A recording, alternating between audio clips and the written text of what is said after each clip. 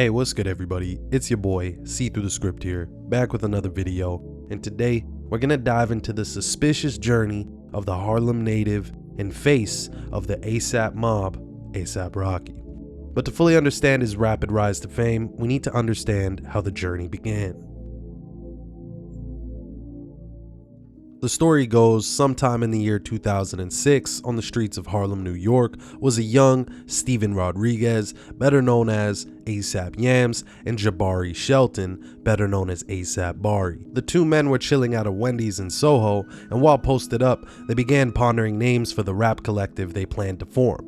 This is when Bari suggested the name PIF Unit, or PIF Unit, which was supposed to stand for Paid in Full Unit. However, Yams wasn't really feeling that name, and he quickly suggested the name ASAP, which stood for Always Strive and Prosper, and immediately Bari messed with it, and right then the two men knew they found their name. The group's earliest members were A$AP Yams, A$AP Bari, and A$AP Ills. The three bonded over their shared interest in music, fashion, and art.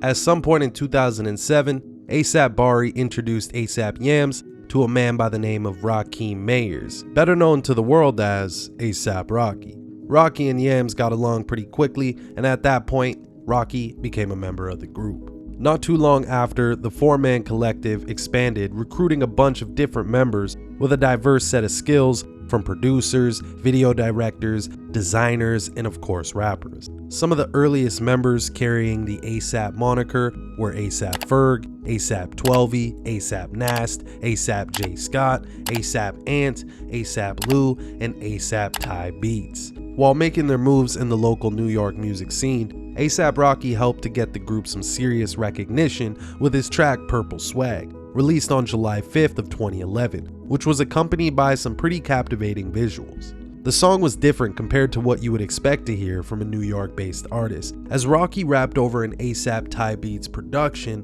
which had a Houston, Texas chopped and screwed type of vibe, with Rocky's drugged out flow making for a pretty distinguishable sound on the scene. Running off the buzz generated by the track Purple Swag, Rocky was quick to work on what most would consider his breakout mixtape, Live, Love, A$AP.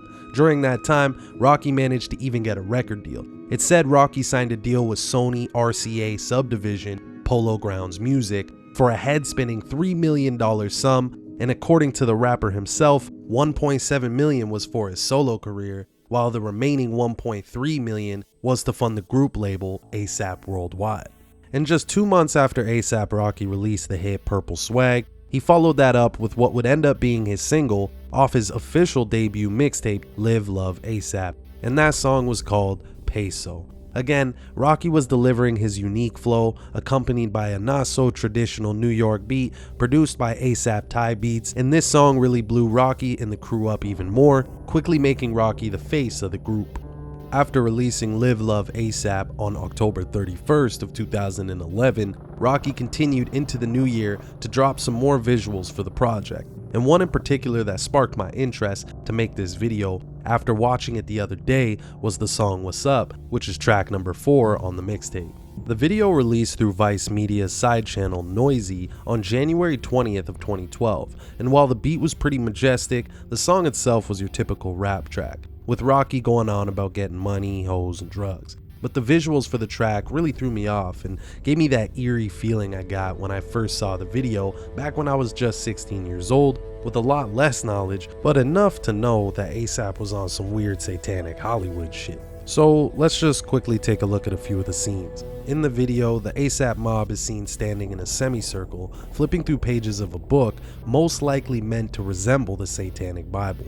Around 10 seconds into the video, A$AP is depicted kneeling at the center of a pentagram made of white chalk or some other white powdery substance, but the scene takes place in a dimly lit room with candles while his crew forms that semicircle behind him, and it's worth noting that circles are often employed in rituals involving spirits, demons, or jinn as they help harness dark energy. Now, according to the Satanic Bible, there are two forms of magic. Well, there's also others, but there's white magic and there's black magic. According to the Satanic Bible, white magic is supposedly utilized for only good or unselfish purposes. Black magic, we are told, is only used for selfish or evil reasons. Now with that said, let me read this exact excerpt. During white magical ceremonies, the practitioners stand within a pentagram to protect themselves from the evil forces which they call upon for help. To Satanists, it seems a bit two-faced to call on these forces for help while at the same time protecting yourself from the very powers you have asked for assistance. The Satanist realizes that only by putting himself in a league with these forces can be fully and unhypocritically utilize the powers of darkness to his best abilities. At about 1 minute and 33 seconds, ASAP is seen here rapping with the one eye symbolism projected behind him, and honestly at that moment, even with the minimal knowledge that I did have at that time, I just knew all of this meant he was about to blow up or something. No. You've already sold your soul. Because that video almost just seemed like some sort of initiation ritual into the rap game. And it's important to consider that ASAP and the mob were already signed at this point. So of course when the big label money comes in, that weird shit's gotta get pumped out. And like I said, it's like the video was some sort of initiation for him and his crew, and while talking about one, let's just read the definition. Firstly, the Merriam-Webster's dictionary defines an initiation ritual as an act or a ritual that a person must perform in order to be officially recognized as having joined a group or organization, or as having achieved a new status. Look, the best way I can put it is for Rocky, the act he committed was the satanic ritual broadcasted to the masses. The organization he joined was Polo Ground's music label, and his new status would be him achieving worldwide fame. Note, the music video for What's Up was released on January 20th of 2012, a date that can be written 20/1 like the infamous 201. And notice here that the phrase initiation ritual also equals 201, along with the Order of Illuminati and the Jesuit Order. And this was their way of seeing how willing he was to spread this imagery to the masses, as well as testing the morality of his character. Another thing I noticed was that this was one of his earliest music videos with blatant satanic imagery, and it happened to get released on January 20th, which, as we just discussed, has the 201 in it, but can also be written as 1/20, like the number 120. Remember, these labels are in control of when music videos are released, not the artists, as once they sign, they're no longer considered independent. Considering this video was released on a date written 1/20, and it had satanic imagery, I found it so fitting that the word Satanism equals 120 in the reverse ordinal. On top of that, the video came out exactly 81 days after the release of his debut mixtape. 81 is a number associated with the words ritual and sinful. But what makes things even more fascinating is how the title of the song, along with the official way ASAP writes his name, equals 81 in the reverse reduction cipher. Now with all of this in mind, I really couldn't help but think this was truly his initiation into the game after getting signed. But if that didn't convince you that that video shoot was some sort of initiation into the game, notice the phrase initiation ritual also equals 114 in the reverse ordinal. And the music video not only came out 81 days after the release of his mixtape, but if you calculate that same time span in weeks and days, it released exactly 11 weeks and 4 days after the mixtape.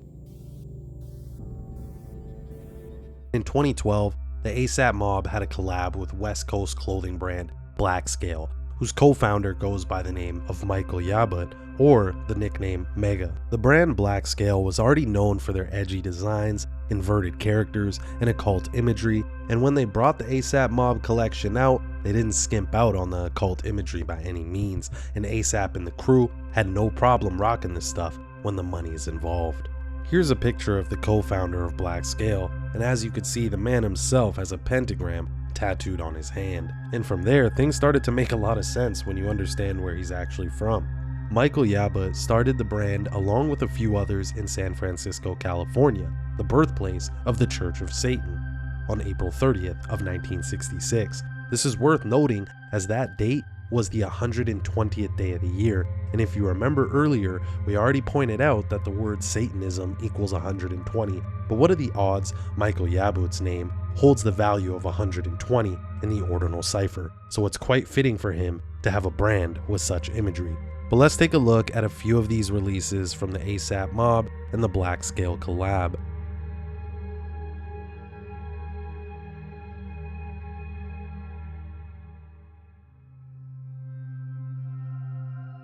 Now, another thing that I gotta mention going back to the song What's Up is that ASAP actually says the lyrics, only thing bigger than my ego is my mirror, clothes getting weirder, money getting longer.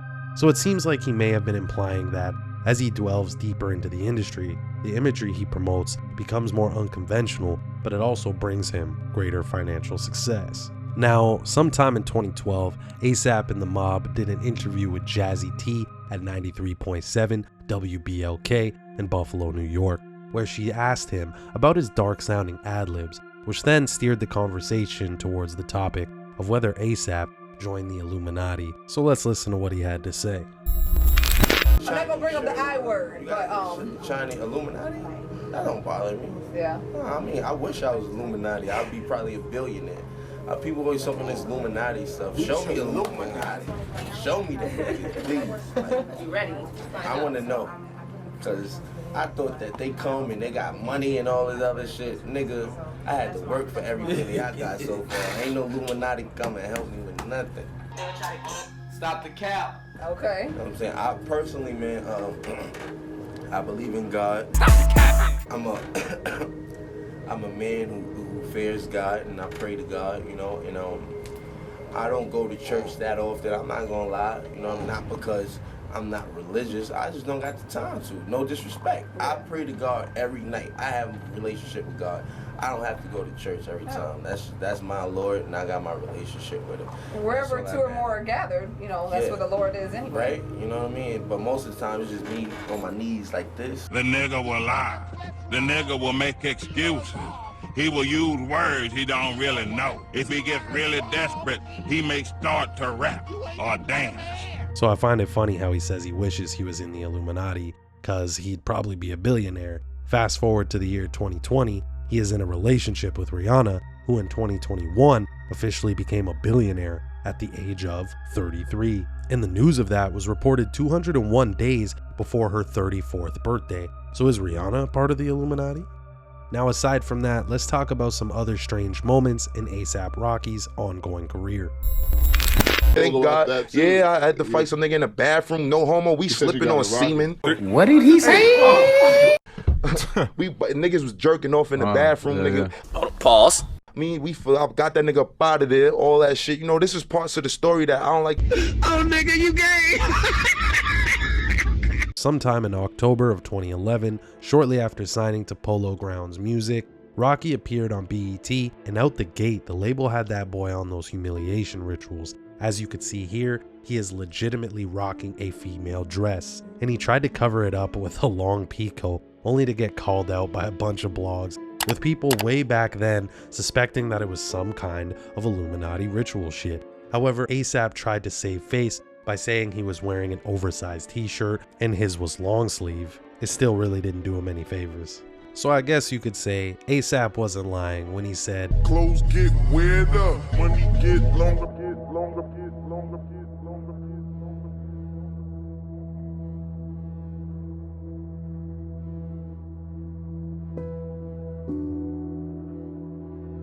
Nigga, you gay. In 2013, ASAP released his official debut studio album titled Long Live ASAP on January 15th. The single for the album was accompanied by a music video where ASAP is seen in that black and white aesthetic while walking on a checkered board floor, which again is a nod to the Freemasons. Now what's interesting is a year before ASAP's debut studio album, his father Adrian Myers died at the young age of 40 due to pneumonia. Unfortunately, not much other details are to be found online regarding this story, but this does remind me of the DaBaby scenario where his dad died shortly before his debut studio release. Then there's also the classic Kanye West example of his mother Donda dying shortly after the release of his fourth album, Graduation, and the trend just seems to be consistent. My mom ain't here. My mama was sacrificed. My mama was sacrificed. Me too. You understand? Yeah. I even just talked about it on my last video about Jennifer Hudson. Mind you, there's even more examples beyond all of that, but also after the artist suffers a major loss, they are granted more fame, riches, and success, and this is the classic Faustian bargain scenario. Now it's 2 years later in 2015, and ASAP was gearing up to drop another album in May, but unfortunately, just 18 days into the year, Rocky and the ASAP mob suffered a damning loss to the group. as their founder, creative visionary, and manager, Steven Rodriguez, better known to the world as ASAP Yams, died due to a supposed accidental drug overdose in his Brooklyn apartment at the age of 26. The news sent shockwaves within the hip-hop community at the time, as Yams was a key figure in the collective and was very recognizable, being the only Dominican/Puerto Rican member in the squad, as well as that reddish-purple, infamous birthmark under his right eye.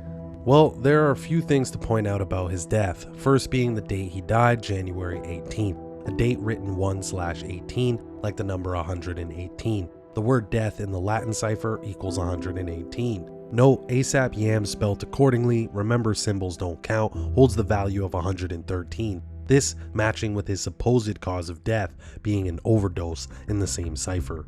Typically, a sacrifice will occur shortly before or after an artist is gearing up for something big. This is because of the energy they harvest from said sacrifice, as well as the fact that they have their obligations for the Faustian bargain. You must be willing to give up something of supreme moral or spiritual importance in return for power, fame, and wealth. By no surprise, ASAP Yams died exactly 107 days after ASAP's 26th birthday. Note, ritual sacrifice equals 107. So following the death of ASAP Yams, ASAP Rocky's album At Long Last ASAP ultimately became a tribute album for Yams, released on the 26th of May. Remember, Yams died at the age of 26, and Rocky was also 26 at the time as well.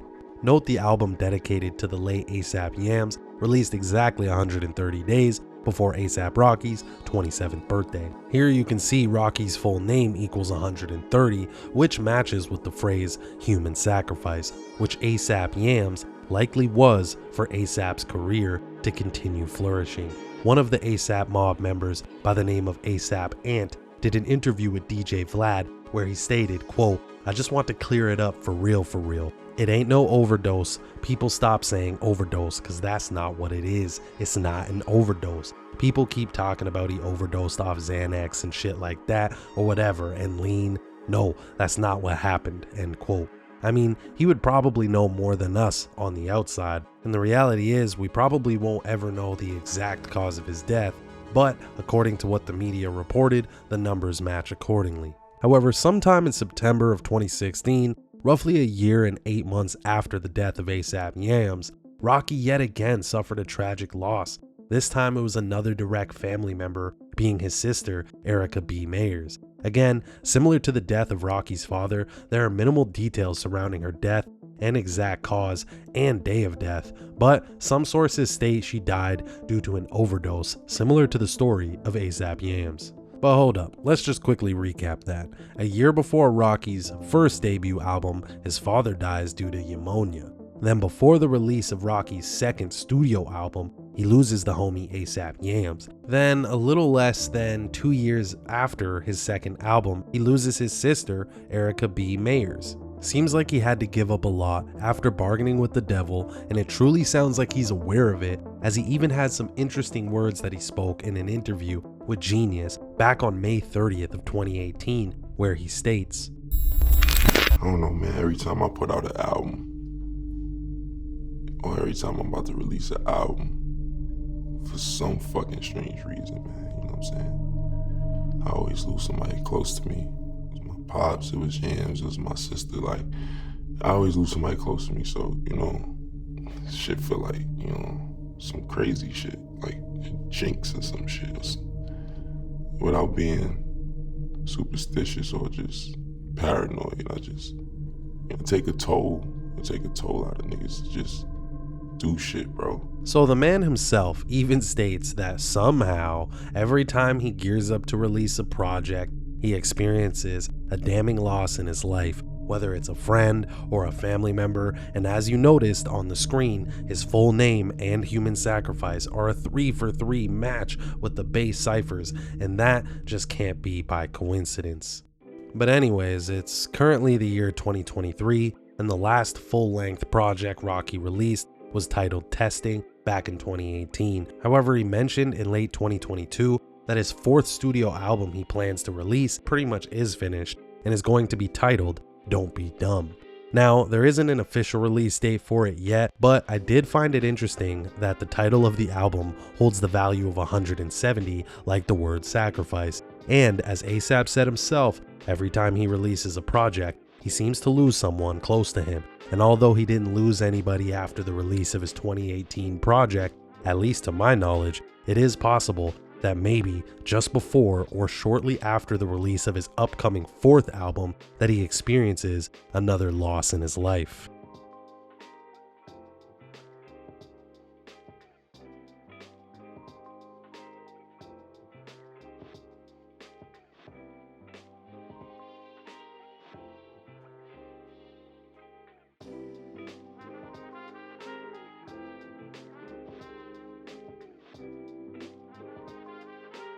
But according to most fans of Rocky, he seems to be living the rap star dream, as he is currently dating and has 2 children with pop star icon Rihanna, and has still managed to maintain his status in the rap game since his early beginnings in 2011. So I think it's safe to say that for now, ASAP's Faustian bargain has paid off. However, you can only wonder what he truly feels in his heart and what his true outcome will be.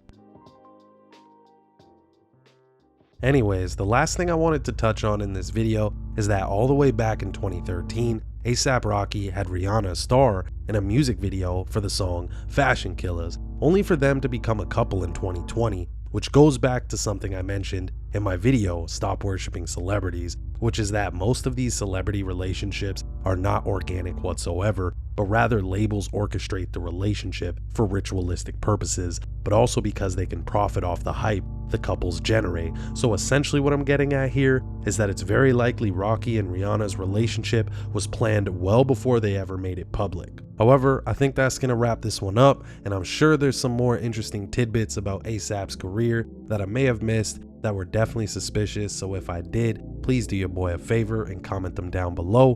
But for now, we can just sit back and watch as the Faustian bargain plays out. But yeah, hopefully you guys enjoyed the video. If so, be sure to beat the hell out of that like button for me, share the video, and most importantly, subscribe, man. Remember, all of those things are free to do. It's been your boy Script, and I'm out of here. Peace, peace, peace, peace.